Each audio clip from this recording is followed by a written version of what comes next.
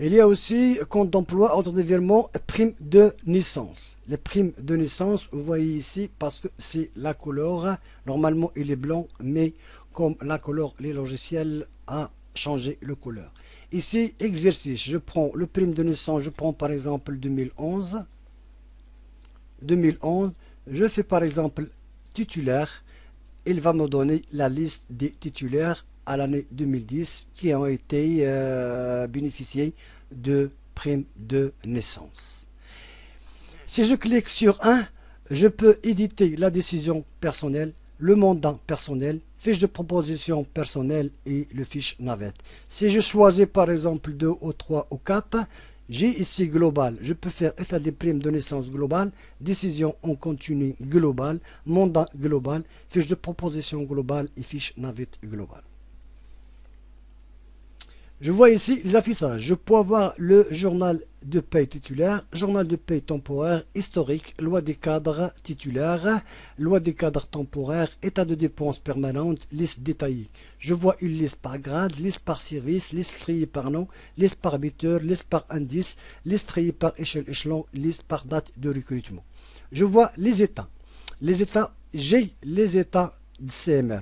État de CMR par patronal par habiteur, état de CMR par patronal global, état de CMR par salarial par habiteur, état de CMR par salarial global, état RCR par patronal 202.11, c'est-à-dire les titulaires, et état RCR par salarial.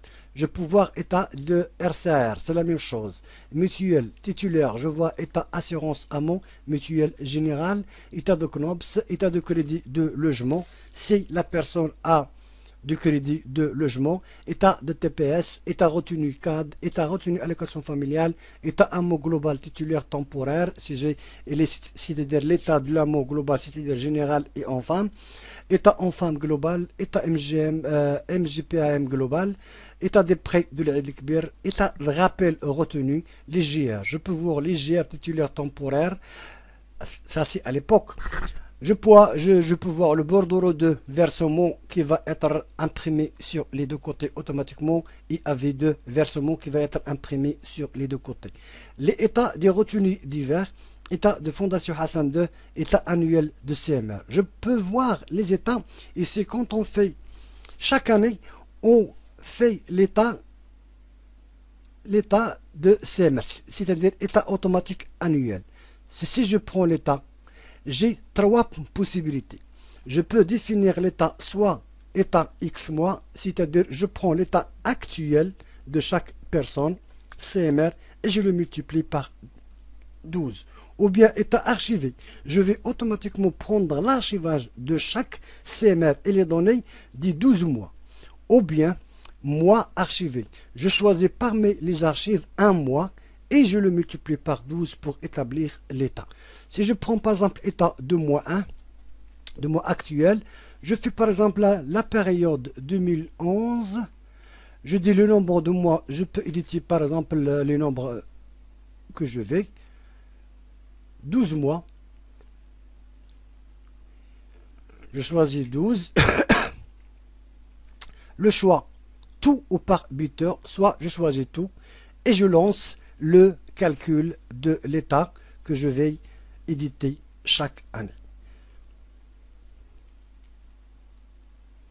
Et voilà, je vois l'état. Donc maintenant, par exemple, l'édition, il n'y a plus d'imprimante. Donc l'état, il y a 38 états, 38 pages, et ainsi de suite, jusqu'à la fin de la page.